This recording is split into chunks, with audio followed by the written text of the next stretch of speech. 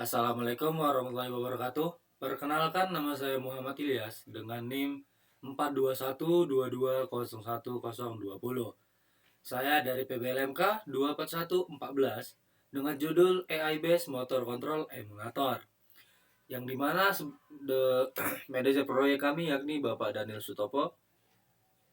Di sini saya akan menjelaskan sedikit tentang job desk saya pada PBL kali ini. Job desk saya yakni Fuji Software Lab View, yang dimana saya harus membuat algoritma Fuji Logic untuk menggerakkan motor DC dengan menggunakan MCU ataupun microcontroller ESP32.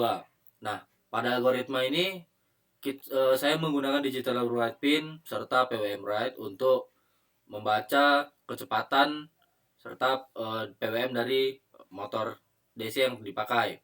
Nah, di sini untuk grafiknya kita menggunakan vertical pointer slide. Kemudian untuk menghubungkan antara algoritma live view dengan ESP32, kita harus menambahkan visa resource yang dimana ia berfungsi untuk menghubungkan algoritma live view yang telah kita buat dengan ESP32 yang nantinya akan kita pakai.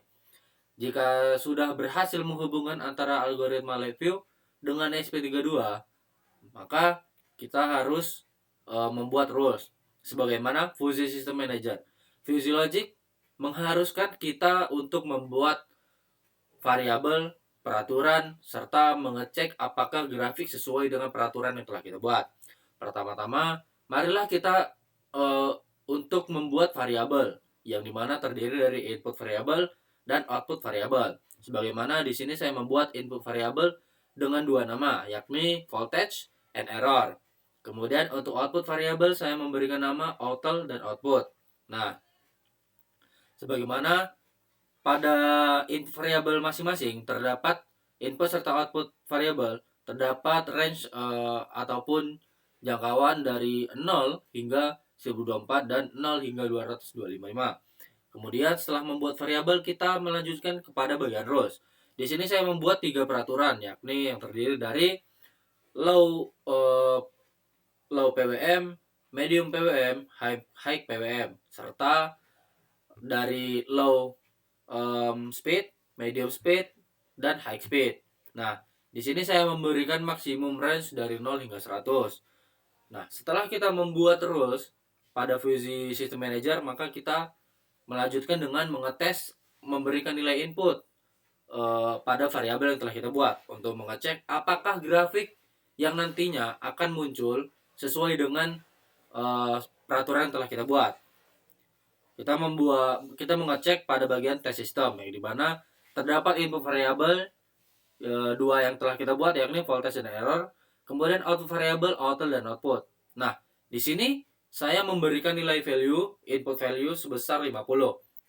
Kemudian untuk mengecek, yakni pada sebelah bagian kanan terdapat input ataupun output relationship. Nah, di sini kita dapat mengecek dengan melihat garis line dengan yang ditandai berwarna merah berada pada range berapa. Sebagaimana yang telah saya input yakni 50, maka grafik tersebut kan terdiri dari range 0 hingga 100. Nah, 50 ia menyesuaikan antara 0 dan hingga 100 itu di pertengahan.